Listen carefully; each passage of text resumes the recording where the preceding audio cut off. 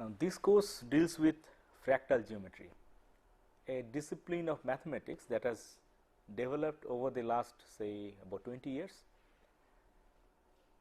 and it has found a lot of applications in various disciplines of science and engineering, and that is why it has attracted much attention and also imagination of adventurous students. Now, so this course we will try to cover in a span of a few lectures. The basic idea is that of geometry. Now, what does geometry deal with? Geometry deals with objects and spaces. This is something that is often missed in regular geometry lectures, that geometry deals with objects and spaces. Points, lines, spheres, rectangular parallelepipeds, these things are objects and they live in spaces. For example, a zero dimensional point can lie on a one dimensional line or a two dimensional plane. So, a point which is a zero dimensional object can lie on say a line, in which case we will say that a zero dimensional object is lying on a one dimensional space, or it can lie on a two dimensional space. Likewise, a line can live in a two dimensional space, or a curve can live in a three dimensional space. In other words, what I am trying to convey is that there are two types of objects that are of interest in geometry, the objects and the spaces, and the objects live in spaces. And when we talk about objects living in spaces, we always find that they live in spaces of dimension either greater than or equal to the dimension of the objects. Now, for much of the human history, people have studied only regular objects, idealized objects like a sphere, like a triangle, like a rectangular parallelepiped, things that we really never come across in our daily life.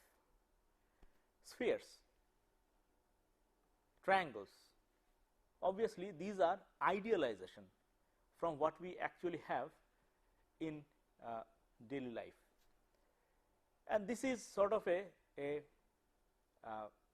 legacy of Pythagoras and Euclid.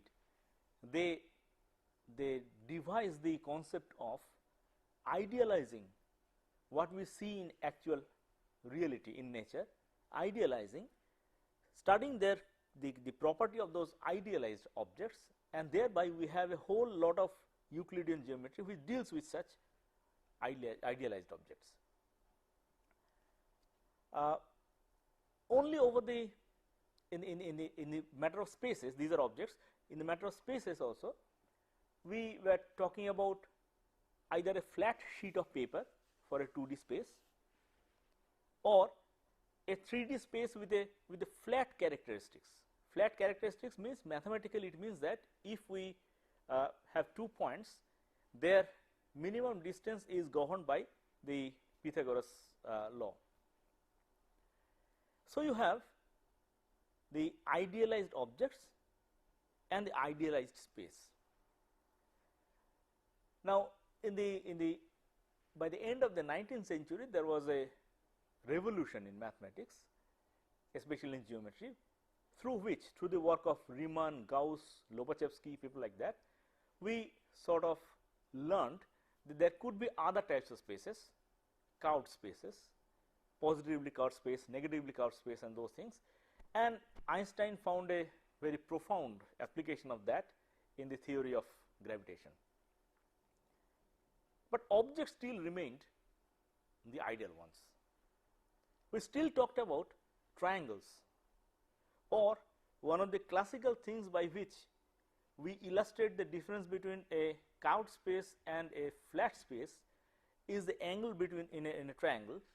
So, if you have a triangle drawn in a flat piece of paper, the angles contained will be 180 degrees, while if you have a football or the surface of an earth, and if you try to draw a triangle over that, the angles contained will be larger than 180 degrees. So, that was a difference between the two types of geometries, the flat geometry, flat space, and the curved space. But the object still remained a triangle, an idealized objects. And only over the last say 20 years or so, we are breaking out of the narrow confines of the idealized Euclidean objects. Now, science is beginning to recognize that the things that we really see in nature, things that are far from idealized, things that are crooked, things that are curved, bent, and they do not look like the things that we study in school geometry textbooks. Those things are actually valid subjects of study in geometry, and fractal geometry is essentially concerning that. What we really see around us, the things around us, their geometry, their specific properties, that is what fractal geometry is all about. So, having laid this ground, let me come to the point that what exactly is the difference between the things that we see in nature and the things that we study in our school textbooks, the objects. One of the things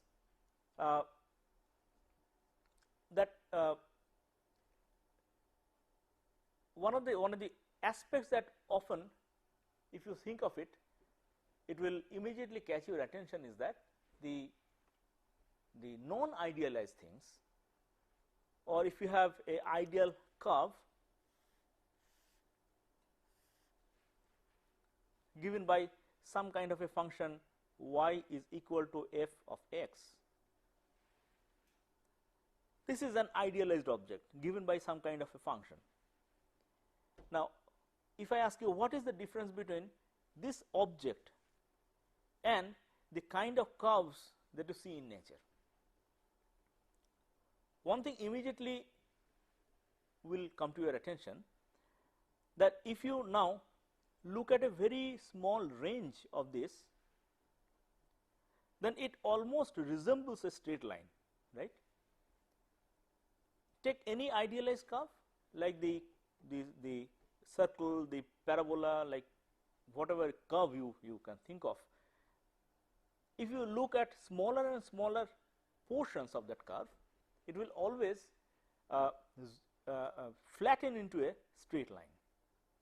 And in fact, that is how the derivative is defined, right, because the derivative is nothing but dy dx is nothing but limit of delta x tending to 0 delta y delta x. So, what we do, we have this term, this part as delta x and this term as delta y. So, we vary x by a weeny bit and we observe the variation, resulting variation in the variable y. We have this delta x by delta y by delta x, and we take a limit tending to 0, and that is what we call dy dx, the derivative of y with respect to f x at this point. Now, if this be the definition, obviously it rests on the assumption that as you bring this one closer, as this one comes closer, it actually approximates a straight line, and this straight line slope is this fellow. So, there has to be the straight line existing, but there lies the main distinction between an idealized curve and the actual curve that we see in nature. What the main difference is that the actual curves that you see in nature are not differentiable anywhere, meaning that you come closer, this slope continuously keeps changing. It is not differentiable. It's this particular thing does not exist as a unique number. So that is the main distinction between an idealized curve and the curve that we come across in nature. The ones that we come across in nature are continuous but non-differentiable geometrical objects. Let us give some examples for such curves in nature. For example, for the electrical engineers, it will be easy to visualize. On a power station, if you continuously keep a record of the load on a power station, then you will get some kind of a graph, right? Some kind of a graph all the time. There will be some, but there will be variations all the time, because somewhere somebody is always switching on and off some power. It's varying, and that variation, if you zoom on in a very small scale, you will find that this term does not exist, meaning that it's a non-differentiable curve. Similarly is the situation with the recordings of the oscillations during earthquakes.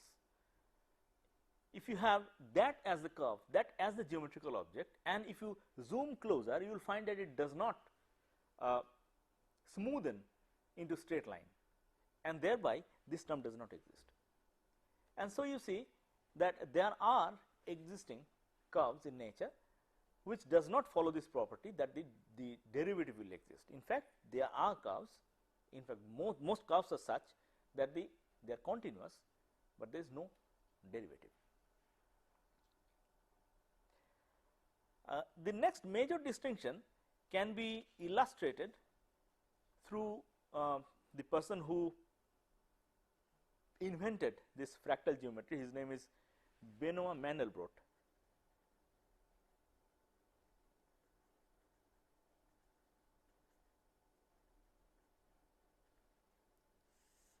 This man asked by now a famous question.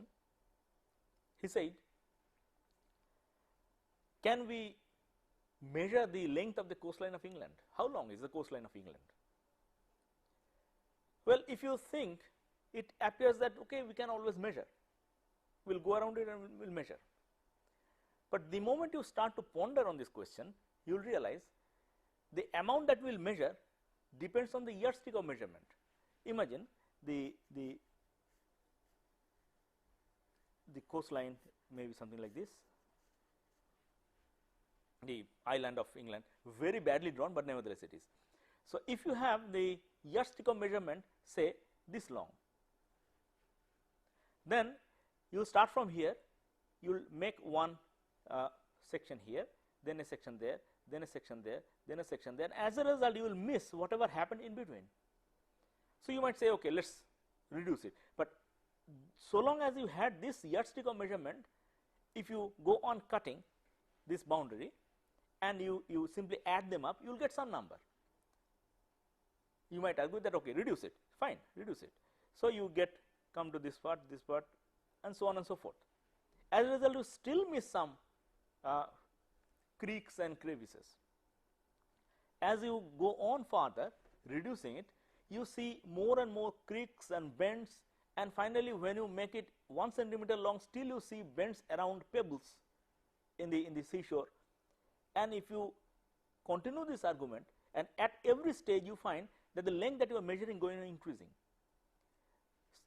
The more you are decreasing the yardstick length, the more the total measured perimeter of the island is going up. And as a result, by continuing this logic, it is not difficult to realize that as the length, the yardstick of measurement, that goes to 0, the measured length of the coastline goes to infinity. A startling result. This implies that the coastline of England, or any island for that matter, is a geometrical object of infinite length, yet enclosing a finite area. That is important. So the conclusion is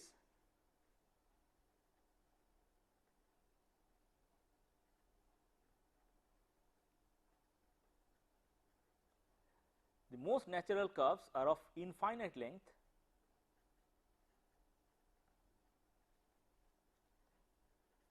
yet enclosing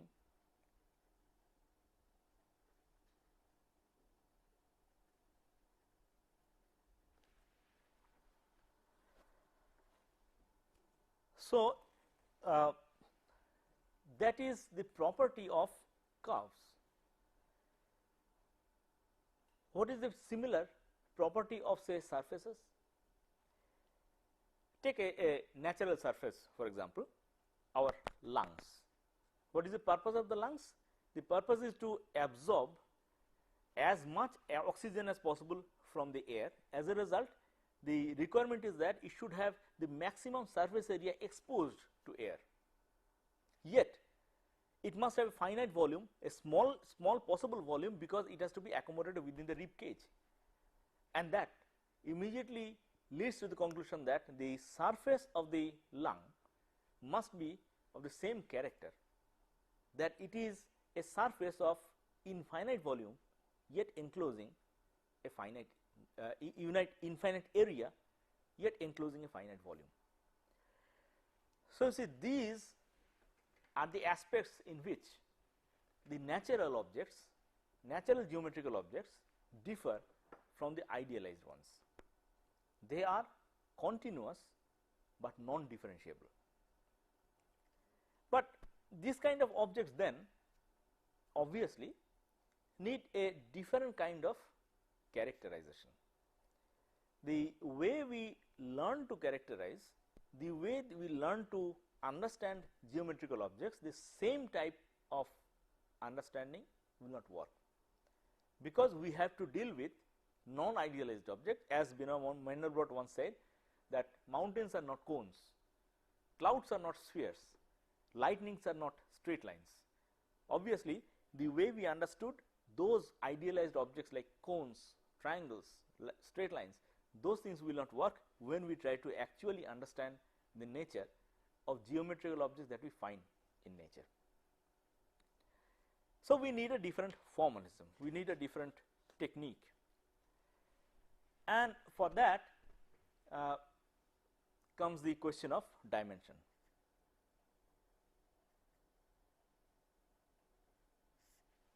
What is dimension? It is rather strange that we never come across the actual meaning, sense of the term dimension in school or college textbooks. Our idea of dimension is often based on common sense. I mean, we sort of intuitively understand what dimension is. Like a point is a zero dimensional object, a line is a one dimensional object, a surface is a two dimensional object. This kind of sort of intuitive understanding we have, and naturally our understanding is that the dimension is an integer, and we have considerable difficulty in imagining anything otherwise. Well, let me tell you that the ancient people had the same kind of difficulty when they had to imagine that there could be numbers that are not natural numbers. The natural numbers came naturally to them, like 2 men, 25 bananas, 6 children. These are natural numbers. But when man faced the problem of measuring, say, length, area, time, it was necessary to conceive fractions. That's what they did, and that is how the narrow confines of the natural numbers was broken.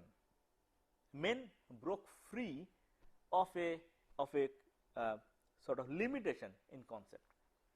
It seems that now it is time for us to break free of the concept of the integer dimensions. Why? It must first be understood that the concept of dimension of an object and the dimension of the embedding space are two different things. This is something we often do not understand, and as a result we mess up the concept of the dimension of an object and the dimension of of a embedding space. What is the dimension of embedding space? That is essentially given by the degrees of freedom. If you have a say one dimensional space, this means that you have freedom in moving left and right. That is the concept of a one dimensional object, one dimensional space. If you have a two dimensional space, it means that you have freedom of moving left, right, as well as front, back. If you have a three dimensional space, you can move left, right, you can move front, back, as well as up, down. So you have 3 degrees of freedom. So the dimension of the embedding space is related to the degrees of freedom. Naturally, since degrees of freedom are integers, therefore the dimension of the embedding space must be an integer.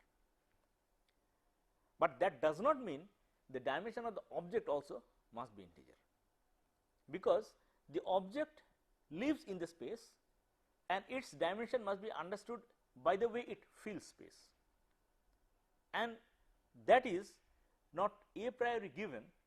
That would be the same as the dimension of the embedding space. Let us illustrate how. What is the actual concept of the dimension of an object? The dimension of an object is, as I told you, essentially depends on how it fills space, how it fills space. So in order to illustrate what it means, how it fills space, or what actually we understand by the word dimension of an object, let us take a square as an example. So we have a square.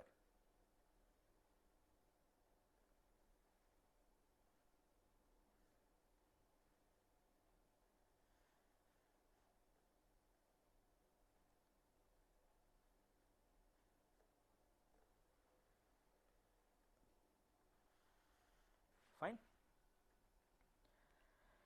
So this square as an object is living in the two-dimensional space, and we are trying to probe how does it fill the space.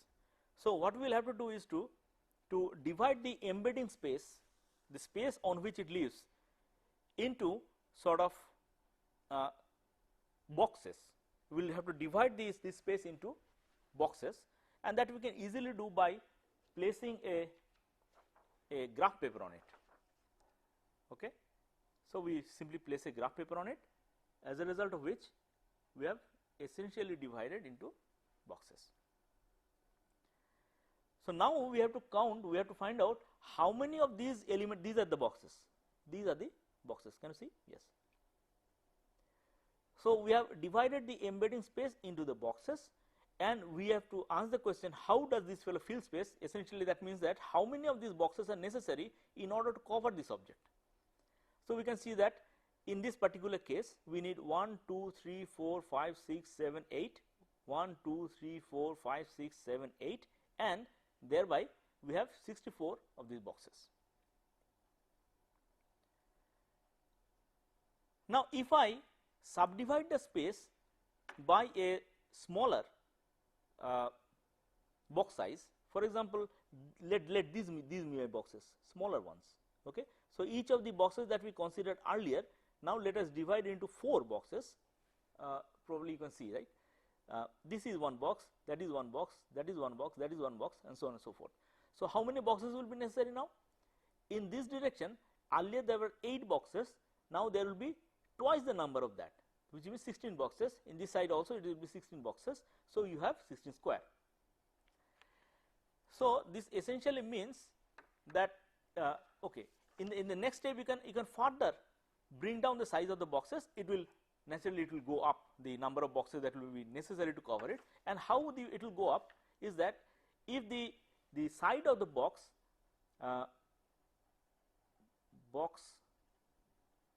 side length, if that is epsilon, and n number of boxes,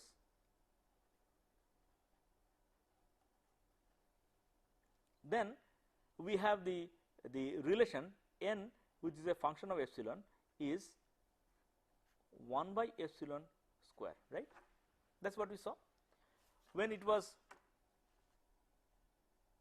this big, it required 64. When it was its side was half the size, then we required 16 times 16, and even smaller, it will go up simply this way. Can you see that? Yes. So it will go up as 1 by epsilon square.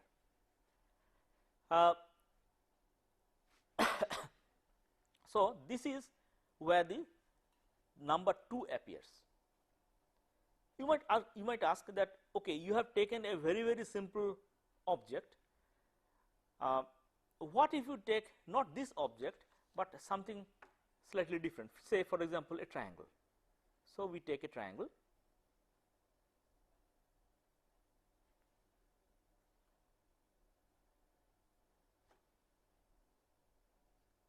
Okay, so fine.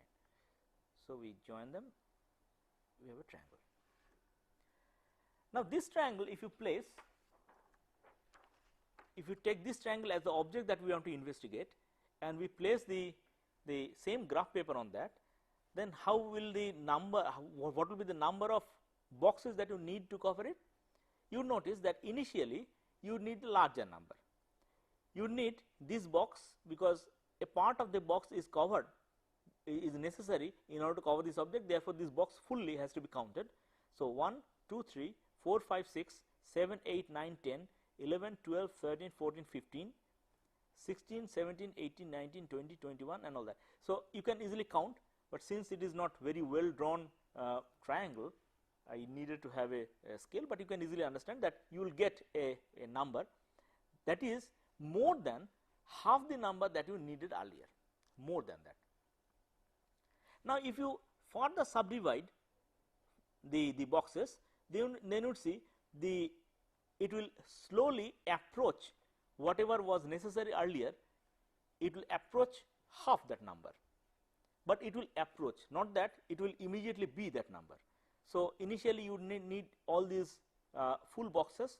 Later you need only this box and this box, and this box will go out, this box and this box and this box will go out, and so on and so forth. So if as you keep on subdividing, you will find that you are closely approximating this hypotenuse, and as a result your number n, so this was for the square. For the triangle,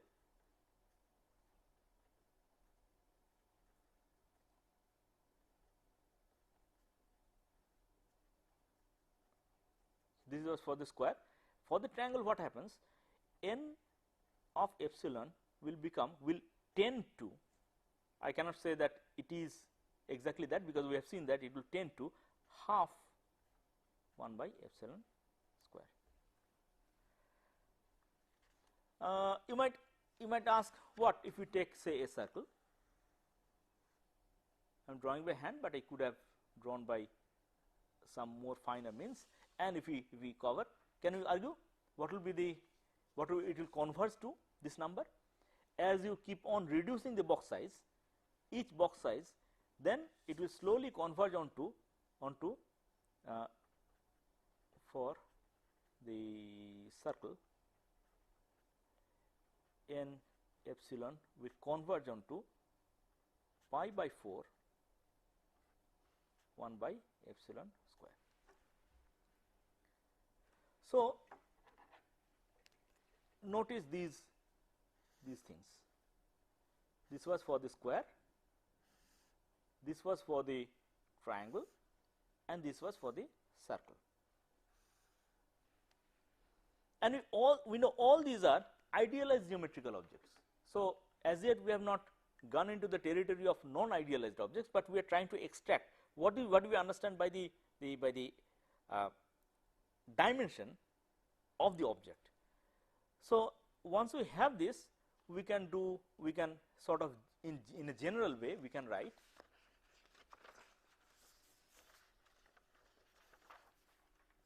we will keep this one for a future reference, but in general we can write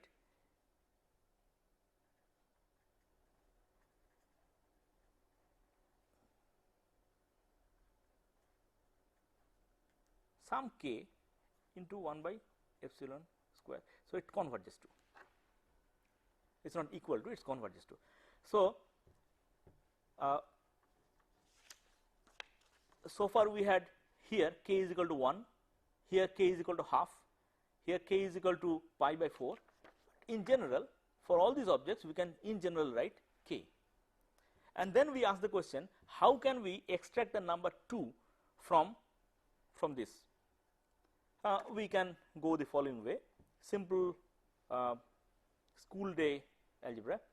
We take the logarithm of both sides, ln n epsilon is equal to, I am considering the situation after it has already tended to, that is why I am using the notation of equal to. So, this is ln k plus 2 will come forward, 2 ln 1 by epsilon, right. Now, we are trying to extract this number 2. So, we write it as, we take it in the left hand side, we say that 2 equal to, we have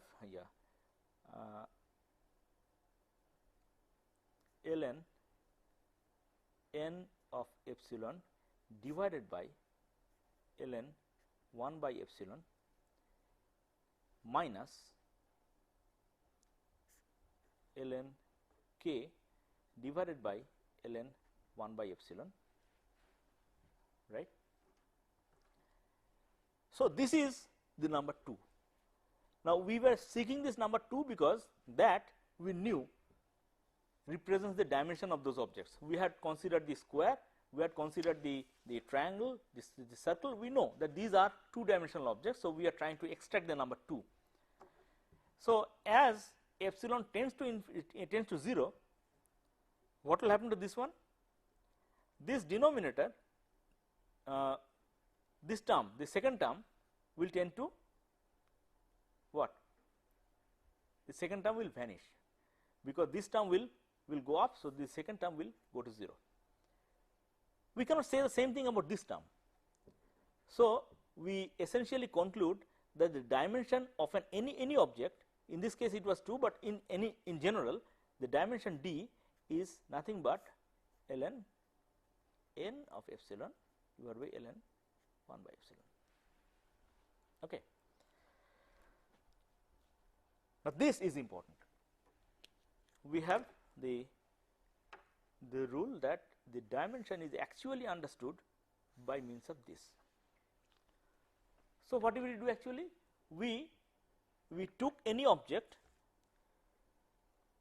we subdivided the embedding space into equal number of covering boxes, something that will completely cover the embedding space, and then we counted the number of boxes that are necessary to cover that object.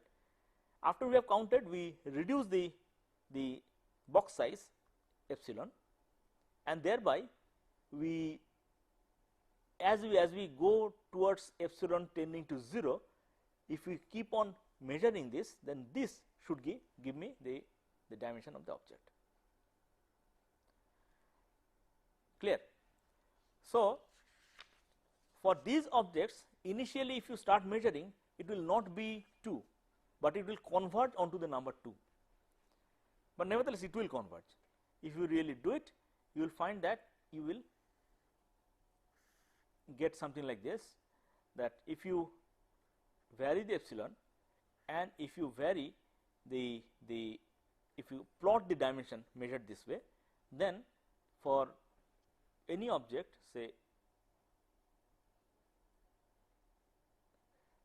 for a parabola, if you take a parabola and if you do the same procedure, it will start from another value and it will convert onto the number 1. If you take a triangle or a sphere, then it will start from some value and it will converge onto the number 2. So, ultimately as you reduce the epsilon, what matters is where does this number converge. So, that is the dimension. So, that is our concept of dimension. And finally, if you apply this method to any geometrical object, the objects that are found in nature, if you apply this method, wherever it converges, that will be the dimension. If this is the concept of dimension, this is the idea of dimension, that we have to find out how many boxes of the embedding space are necessary to cover it, and we reduce the box size to 0 progressively and find out this number, and wherever that number converges, that is the concept of dimension. Then obviously for any non-idealized objects, we have to follow the same procedure. Let us illustrate how to do that. This is a non-ideal geometrical object, right. Just before coming to the class, I had picked it up from one of the plants in our garden, and so this is a natural object which every one of you have seen. So we, in order to measure the dimension, we cover the embedding space by means of the equal number of boxes, and then we start counting. So how will we count? The number of boxes that are necessary in order to cover this object. So 1, 2, 3, 4, 5, 6, 7, 8, but not this, these were not necessary, 9, 10, 11, so on and so forth. If we count, and if we then put it here, take the logarithm, and for every stage of counting, each stage of counting means each box size that you have taken. In this case, it is 1 centimeter box size. Then if you take that in place of the epsilon, then you will get a number. Reduce the box size to half a centimeter, and then you again do the counting, and then you again put it in these two places, the half a centimeter here and the number of boxes that was covered here.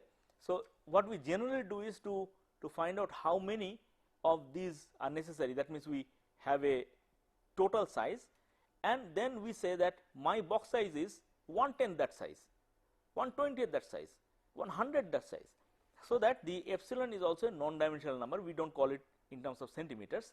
So epsilon is a non-dimensional distance, that is in terms of the size of the total, and if you go on doing this exercise for every iteration, for every stage of this counting, that means in every stage we have set a particular side length. In the initial, you might say I have divided the whole into 1, 2, 3, 4, 5, 6, 7, 8, 9, 10, 11, 12. So that kind of 12 divisions, so 12 by 12 square. In the next stage, we make it half of that, and so on and so forth. If you do it that way, then you will find that always converges onto a number that is not integer. Between 1 and 2, something that has a fractional value.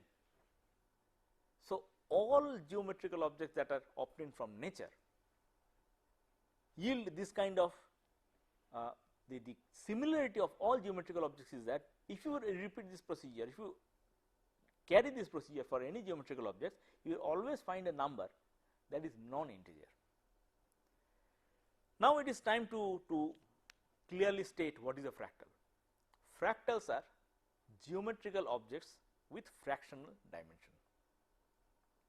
Fractals are geometrical objects with fractional dimension. It is important, so let me write it. The definition of a fractal: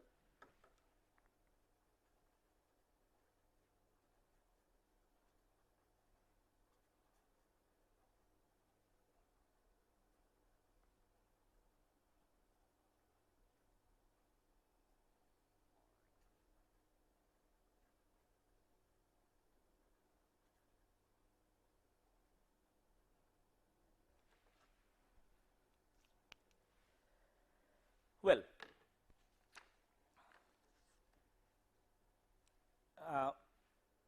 if it is made up of points over a line, spread over a line, a point is of dimension 0, a line is of dimension 1. So if I have a set of points spread over the line, then if I do this procedure, its dimension will come between 0 and 1.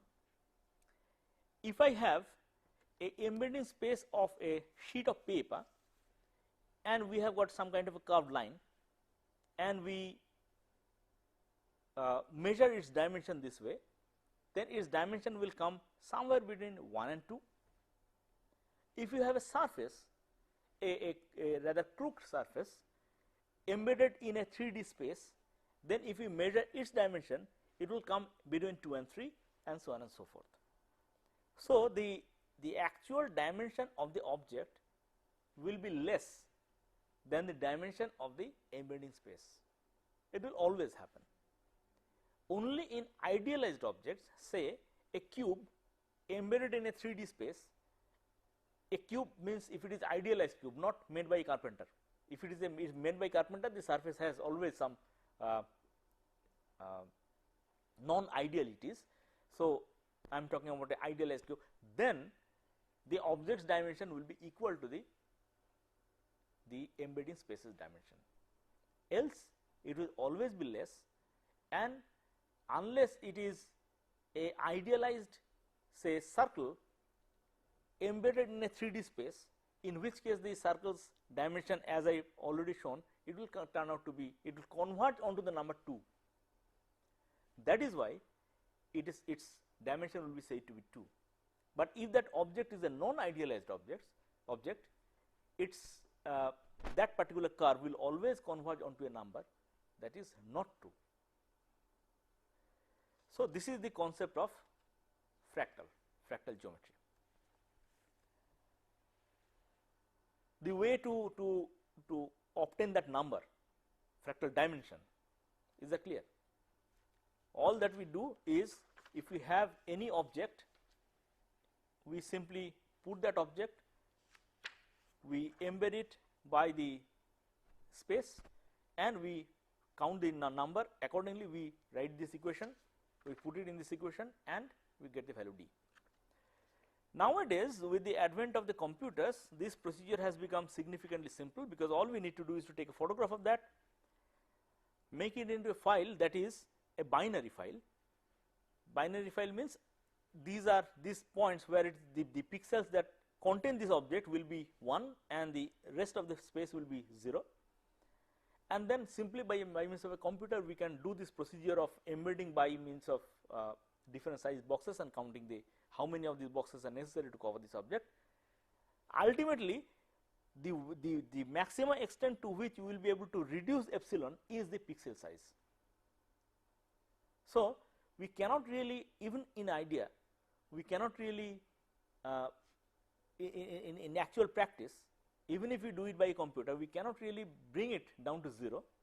We can bring it down to the maximum extent of the pixel size. But when we do so, when we draw the curve, actually, it will come to a point, and then we have to stop, and then we have to extrapolate it to cross that. So, where it crosses, that is the number that we are seeking. Clear?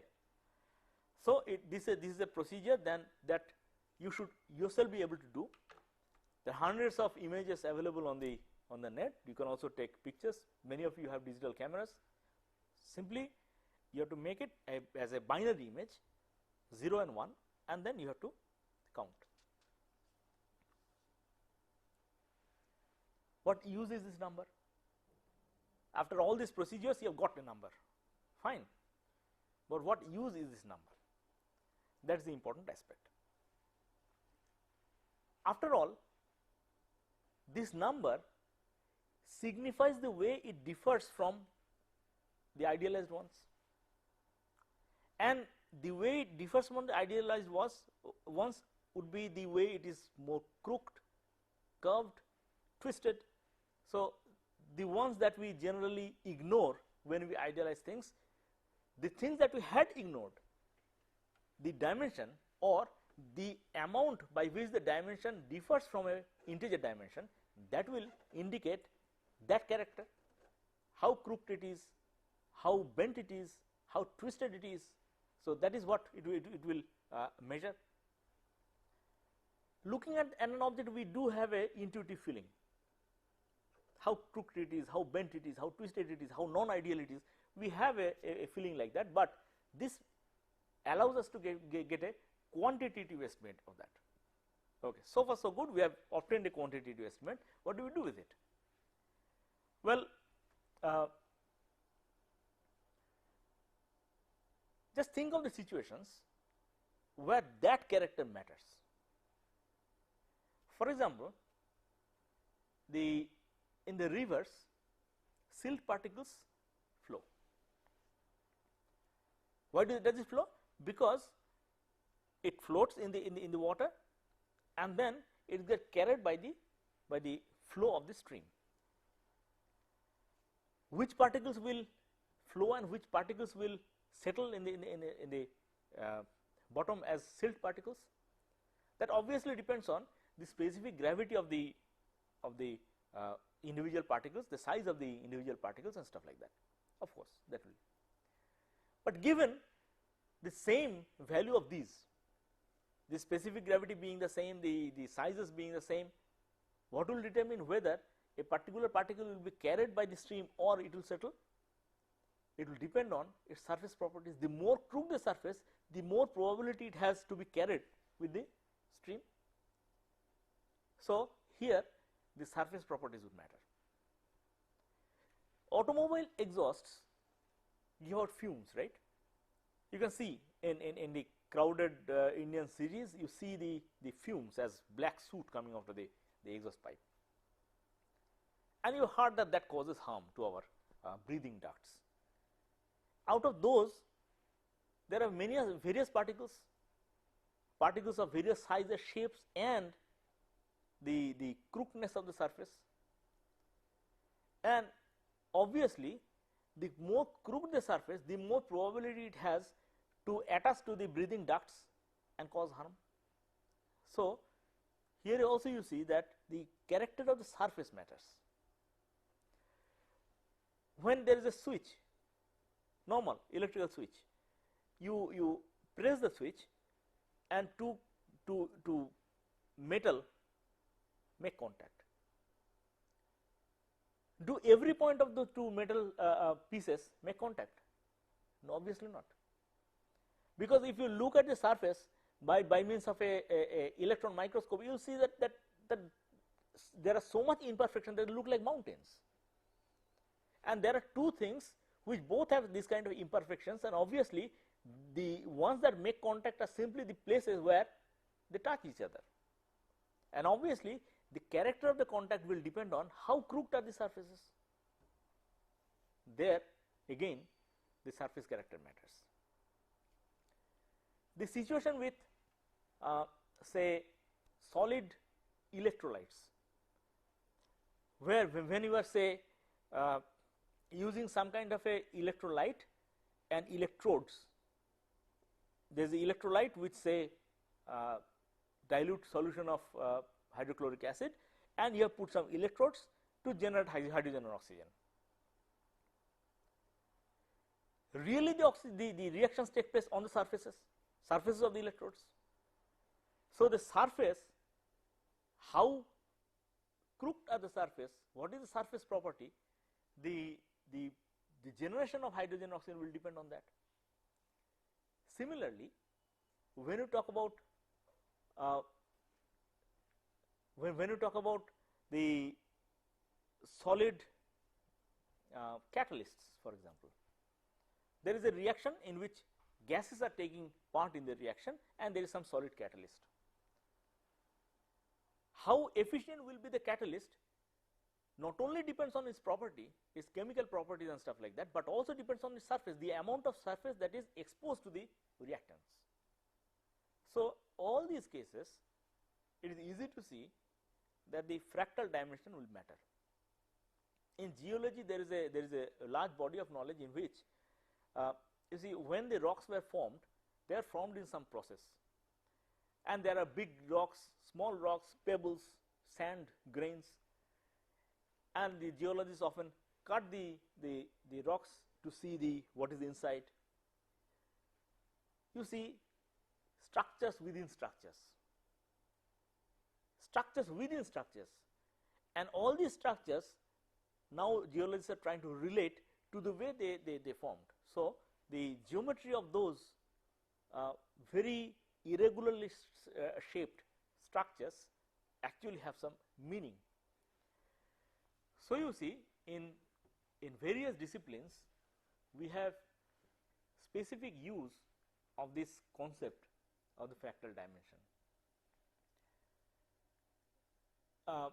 The economics data set for the exchange rates, the one that you find in newspaper every day, that today the dollar rupee exchange rate was so much, tomorrow it is so much. If you go to any of those banks, you will find it is changing hour by hour. There is a computer which keeps giving the hourly record of that. Now, if you go to the places where actual exchanges are taking place, you will find that it changes minute by minute. So, you see, that is again a data set that has complexities within complexities. Similar is the situation of the Sensex, any economic index. These things are all curves that are fractal in nature, in the sense that you cannot differentiate them. If you want to measure the fractal dimension, you get a number that is between 1 and 2. So, today we will end with the idea that fractal geometry is a new type of geometry that tries to represent actual natural objects. The main distinctions are: one, that the main natural objects are geometrical objects that are continuous but not differentiable anywhere. Secondly, they are continuous surfaces, yet infinite surfaces, yet enclosing finite volumes. Thirdly, most importantly, they have a fractional dimension. So, we will end with this today. We will continue in the next class.